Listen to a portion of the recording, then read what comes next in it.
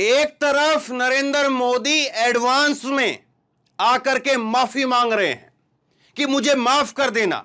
दिल्ली वासियों से पीएम मोदी ने माफी मांग ली, वो भी एडवांस में माफी मांग ली। अब क्या ऐसी गलती करने वाले हैं मोदी जिसके लिए माफी मांगी जा रही है? क्या बात है जिसकी वजह से मोदी ने माफी मांगी है, वो मैं आपको बताता हूं। और दूसरी तरफ वो लोग जो नरेंद्र मोदी को अपना सर्वे सर्वा मानते हैं, वही लोग कह रहे हैं कि हमें किसी का डर नहीं है, हमें कोई जरूरत नहीं है किसी अनुमति की, किसी परमिशन की, यात्रा तो होकर के रहेगी। अब दोनों बातों को समझिए और दोनों बातों को समझ करके समझिए कि कहां पर राजनीति है, कहां पर राजनीति नहीं है और कैसे यह चीज कहां पर जाकर के रुकेगी। इस बात को भी समझना जरूरी है। पहले मैं आपको बताता हूं कि नरेंद्र मोदी जी ने माफी क्यों मांगी। नरेंद्र मोदी जी ने दिल्ली के अंदर G20 को लेकर के, दिल्ली जब पूरा देश मेजबानी कर रहा है, उसमें दिल्ली में लॉकडाउन लगेगा एक तरह से, और उसको लेकर के लोगों को दिक्कत होगी। ट्रैफिक का जो है वो जो रूट है, खास कुछ जगह पर जो लुटियंस जोन है या जो मेन दिल्ली है जहां पर इंडिया गेट, संसद भवन, जहां पर तमाम बड़े बड़े होटल हैं, उन सबको जो है वो थोड़ा बदला जाएगा, उनका जो रूट है वो बदला जाएगा, बाकी दिल्ली चलती रहेगी। उस बात को लेकर के नरेंद्र मोदी माफी मांग रहे हैं कि आप लोगों को दिक्कत होगी, इसलिए मैं माफी मांग रहा हूं। दूसरी तरफ मेवात के अंदर पुलिस ने कल मेवात में शोभा यात्रा जो दोबारा से डिक्लेयर की गई थी, उसको लेकर के पुलिस प्रशासन ने, सरकार ने कह दिया कि मेवात के अंदर शोभा यात्रा नहीं निकाली जाएगी और 144 वहां पर लागू कर दी है। इंटरनेट बंद कर दिया है मेवात के अंदर। लेकिन कुछ संगठन जो है वो अड़ गए हैं, विश्व हिंदू परिषद जैसे जो संगठन है वो अड़ गए हैं और वो कह रहे हैं कि हमें अनुमति की जरूरत नहीं है, शोभा यात्रा तो निकल करके रहेगी। G20 का कुछ हो रहा है तो हो रहा है, लेकिन हम अपनी शोभा यात्रा को नहीं रोकेंगे। अब दोनों चीजों को समझिए सिलसिलेवार तरीके से। नरेंद्र मोदी G20 के नाम पर लोगों को जो है वो तकलीफ ना पहुंचे इसलिए आकर के माफी मांगते हैं। हालांकि तकलीफ तो बहुत सारी चीजें हैं, फिर जिक्र करेंगे तो बहुत लंबी लिस्ट हो जाएगी। कहां किसान आंदोलन से लेकर के और कहां जो है वो लॉकडाउन तक का जब बात करेंगे तो फिर बहुत लंबी लिस्ट हो जाएगी। लेकिन खैर, नरेंद्र मोदी को नई राजनीति के तहत सूट कर रहा है, उनको लग रहा है कि ऐसा काम करना चाहिए, तो नरेंद्र मोदी जी माफी मांग रहे हैं। वो कह रहे हैं कि 5 सितंबर से 15 सितंबर के बीच में बहुत असुविधा होगी और उसके लिए मैं पहले ही माफी मांगता हूं। शनिवार को दिल्ली लौटने पर पीएम ने कहा कि पूरा देश G20 सम्मेलन का मेजबान है, लेकिन मेहमान दिल्ली आ रहे हैं। इस बात को लेकर के नरेंद्र मोदी माफी मांग लेते हैं, सुनिए जरा। सितंबर में 5 तारीख से लेकर के 15 तारीख तक बहुत सारी गतिविधियां यहां रहेगी। मैं दिल्ली वासियों से आने वाले दिनों में जो असुविधा होने वाली है उसकी क्षमा यात्रा आज ही कर लेता हूं और मैं उनसे आग्रह करता हूं, ये मेहमान हम सबके हैं। देश की आन बान शान का झंडा ऊंचा करने का सौभाग्य। तो नरेंद्र मोदी साहब जो वो कह रहे हैं मेहमान आने वाले हैं, उसके लिए मैं माफी मांग लेता हूं। लेकिन दूसरी तरफ देखिए आप, नुहू के मेवात में फिर निकाली जाएगी शोभा यात्रा। ब्रजमंडल शोभा यात्रा पर अड़े हिंदू संगठन, प्रशासन ने नहीं दी है अब तक मंजूरी। 28 अगस्त को यात्रा निकाली जानी है। अब ये सीधे तौर पर कह रहे हैं, ये जो विश्व हिंदू परिषद के जो लोग हैं, मेवात में 28 तारीख को फिर से, और मुख्यमंत्री क्या कह रहे हैं वो भी मैं आपको सुनाऊंगा कि मुख्यमंत्री कह रहे हैं अपने घरों में जाइए।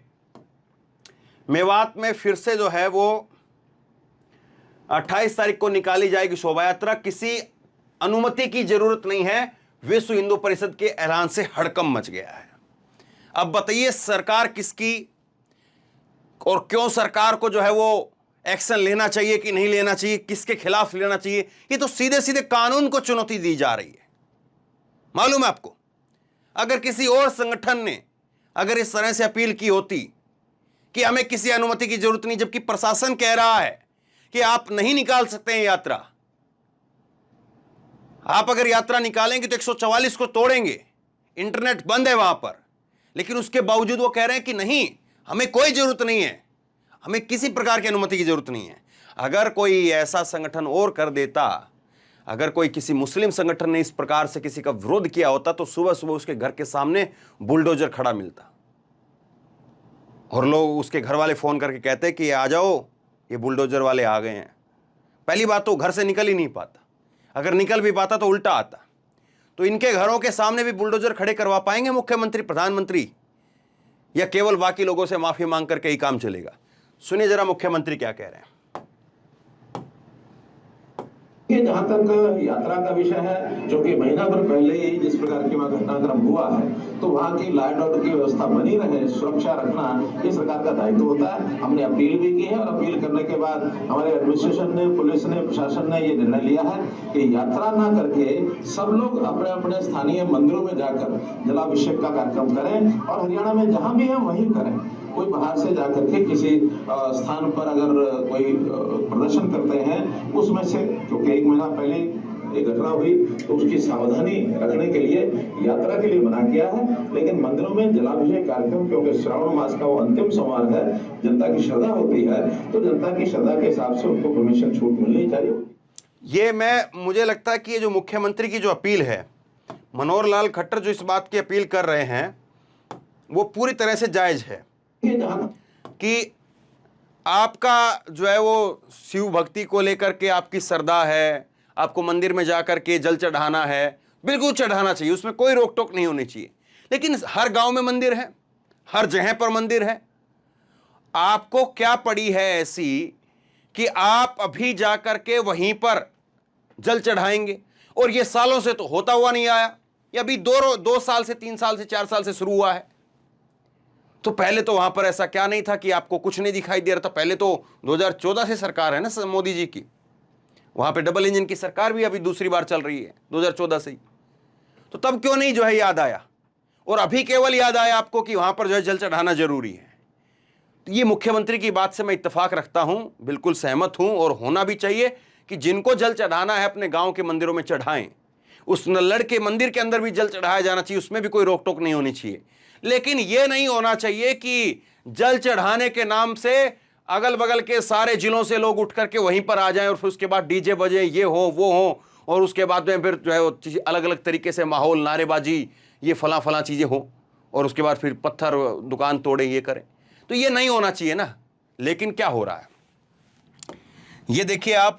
सुरेंद्र जैन कह रहे हैं विश्व हिंदू परिषद के कार्यकारी अध्यक्ष आलोक कुमार संगठन के अन्य लोगों के साथ यात्रा में शामिल होंगे। अब कायदे से नरेंद्र मोदी साहब को और ये आलोक कुमार जो दिल्ली रहते होंगे, इनके घर के सामने बुलडोजर खड़ा कर देना चाहिए। आप लोगों से माफी मांग रहे हैं, आप बता रहे हैं कि आप बहुत बड़े दिल के व्यक्ति हैं, तो फिर खड़े कर दीजिए यहां पर बुलडोजर, इनको पता चल जाएगा। संत समिति के अध्यक्ष स्वामी जितेंद्रानंद सरस्वती और अन्य साधु संतों के यात्रा का नेतृत्व करेंगे। यह निर्णय लिया गया है कि मेवात का सर्व हिंदू समाज निर्धारित कार्यक्रम के अनुसार 28 अगस्त को जलाभिषेक यात्रा निकालेगा। ऐसी धार्मिक यात्रा निकालने के लिए प्रशासन की पूर्व अनुमति लेने की कोई आवश्यकता नहीं है। इसके साथ ही सुरेंद्र जैन ने सवाल किया कि क्या कोई कांवड़ यात्रा मुहर्रम के जुलूस के लिए अनुमति लेता है? मुझे तो लगता है शायद मुहर्रम के जुलूस के लिए तो अनुमति लेनी पड़ती होगी, मुझे जहां तक लगता है। खैर कोई बात नहीं अगर नहीं भी ली जाती हो। लेकिन क्या मुख्यमंत्री ने जिक्र किया है जिन व्यक्तियों के नाम यहां पर लिखे हैं, आलोक कुमार, जो ये अध्यक्ष वगैरह जो इतने भी लोग हैं, क्या उनका स्पेशल कोई छूट मिली है? चलिए मान ले कि हम उनको स्पेशल छूट दे भी दी जाए, भाई वो बड़े नेता हैं, उनको स्पेशल छूट दी भी जा सकती है, तो वो अपनी गाड़ी के अंदर जाएं और जाकर के उस मंदिर के अंदर, अगर नल्लड़ में ही जाकर के उनको जल चढ़ाना है तो वहां पर जो है वो मंदिर के अंदर जाएं गाड़ी के अंदर और जाकर के जल चढ़ा करके आ जाए। क्योंकि आपको ये तो देखना पड़ेगा ना भाई, G20 का जो है सम्मेलन होने वाला है, अब क्यों वहां पर बेवजह माहौल को खराब करना चाहते हैं? क्यों ऐसा चाहते कि मेवात से दिल्ली तक आग आ जाए? दिल्ली कितनी दूर है मेवात से, बताइए इस बात को। और 1 महीने पहले जब घटना हुई है तो फिर क्यों नहीं उसको रोका जाए? अब इसके बाद में राकेश टिकैत ने ऐलान किया है। राकेश टिकैत ने कहा है कि अगर मेवात के अंदर शोभा यात्रा निकाली जाएगी, हिंदू संगठनों ने जो को चेतावनी दी है कि अगर शोभा यात्रा निकालेंगे 28 तारीख को, तो फिर उसके बाद मेवात मुहूं का माहौल खराब करने की कोशिश की गई तो किसान ट्रैक्टर रैली भी निकालेंगे। अगर कोई यात्रा हुई तो फिर पंचायत भी होगी। ये राकेश टिकैत ने कहा है। राकेश टिकैत ने कहा कि अगर आपने यात्रा निकाली और अगर आपने जो है हुड़दंग किया तो फिर ट्रैक्टर यात्रा भी निकलेंगी, फिर ट्रैक्टर भी निकलेंगे, उसके बाद पंचायतें भी होंगी। राकेश टिकैत का एक अच्छा ऐलान है ये कि कम से कम जो है वो प्रेशर जरूर होना चाहिए इस बात को लेकर के, सरकार को जो है इस बात का इल्म होना चाहिए कि अगर आप इस चीज़ को नहीं रोक पाएंगे तो फिर उसका रिएक्शन भी हो सकता है।